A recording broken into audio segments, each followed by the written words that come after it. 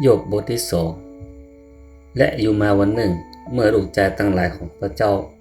มารายงานตัวต่อหน้าพระเยโฮวาซาตานก็มาในหมู่เขาเพื่อรายงานตัวต่อหน้าพระเยโฮวาโดยและพระเยโฮวาผู้ถามซาตานว่าเจ้ามาจากไหนซาตานตอบพระเยโฮวาว่าจากไปมาอยู่บนแผ่นดินโลกและเตียวขึ้นเตียวลงบนนั้นและพระเยโฮวาอู้กับซาตานว่าเจ้าได้ทบทวนหาโยบผู้รับใจของเฮาก่อนว่าในแผ่นดินโลกบ่มีไผเหมือนเขาเป็นคนดีรอบคอบ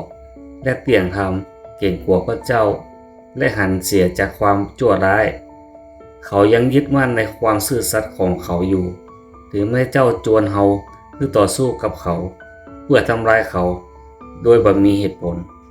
แล้วซาตานอู้ต่อพระเยโฮวาว่าหนังแต่หนังคนย่อมฮือกุอย่างที่เขามีอยู่แต่ชีวิตของตัวเก่าแต่บัดเดี๋ยวนี้ขอพระองค์เหยียดมือของพระองค์และแตะต้องกระดูกกับเนื้อของเขาและเขาจะแจ้งพระองค์ต่อหน้าของพระองค์และพระเยโฮวาอู้กับซาตานว่าดูเถอะเขาอยู่ในมือของเจ้าจงไว้ชีวิตของเขาเท่านั้นซาตานจึงออกจากหน้าของพระเยโฮวาและได้ฮือโยกเป็นฝีให้ตั้งแต่องค์ตีนของตั้งจนถึงที่หัวและตั้งก็เอาเศษหม้อแตก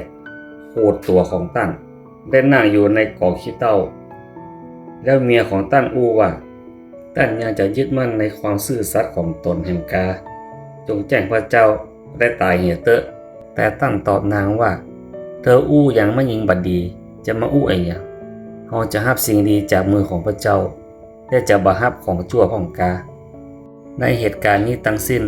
โยบบ่ได้แยะบาปด้วยหินฝีปากของตนเมื่อเปื้อนถึงสามของโยบ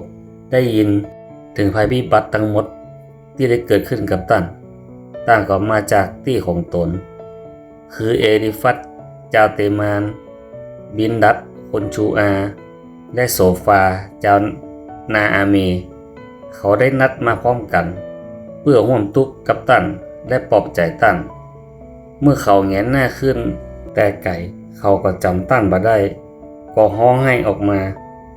ต่างก็ฉีกเสื้อคลุมของตัวเก่าและซัดผงขี้ดินบนหัวของตนขึ้นไปยังฟ้าสวรรค์และนั่งกับตั้งอยู่บนดิน7 วัน 7 คืนบ่มีไผอู้กับตั้งสักกรรมเลยด้วยเขาเห็นว่าความทุกข์ของตั้งนั้นใหญ่หลวงขนาด